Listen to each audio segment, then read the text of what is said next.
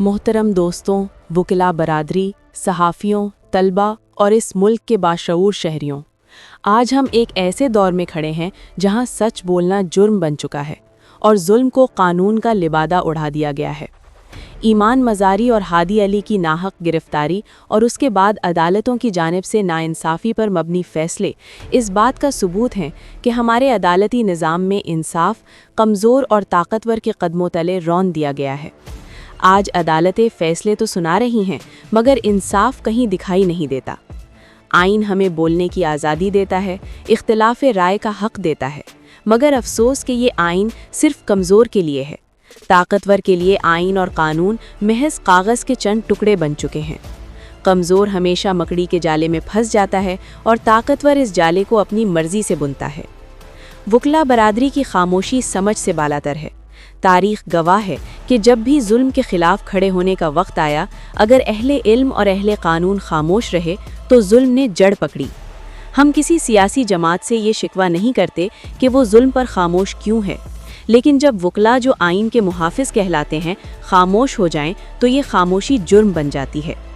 हमने ये खामोशी पहले भी देखी है। सहाफ़ियों में से पहले अरशद शरीफ को शहीद किया गया, मगर सब इकट्ठे न हुए, आवाज़ बुलंद न हुई। नतीजा ये निकला कि आज हर सहाफ़ी अदम तहफ़्फ़ुज़ का शिकार है। फिर इंतज़ार पंजूता को अगवा किया गया, सब खामोश रहे। आज ईमान मज़ारी और हादी अली निशाने पर हैं। अगर अब भी वकला बरादरी ने आंखें बंद रखीं तो याद रखें, अगली बारी इन्हीं में से किसी की हो सकती है। फिर ना कोई करारदाद काम आएगी, ना कोई बयान, ना कोई एहतजाज। और हम ये भी नहीं भूल सकते कि आज पाकिस्तान का एक मकबूल अवामी रहनुमा इमरान खान नाहक कैद में है। उसकी वाहिद वजह यह है कि उसने ताकत के सामने झुकने से इनकार किया। आज इस मुल्क में जुल्म की इंतहा हो चुकी है। इदारे कमज़ोर, मईशत खोखली, अवाम मायूस और मुस्तकबिल धुंधला हो चुका है। ये वो पाकिस्तान नहीं जिसका ख्वाब कायदे आज़म ने देखा था।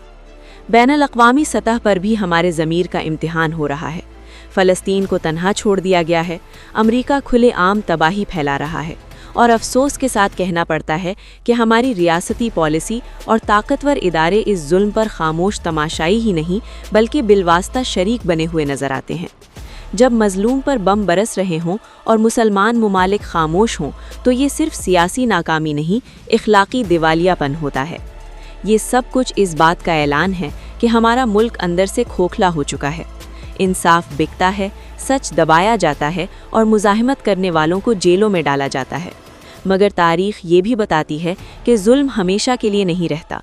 शर्त ये है कि खामोशी को तोड़ा जाए, खौफ को शिकस्त दी जाए और हक़ के लिए इज्तिमाई आवाज़ बुलंद की जाए।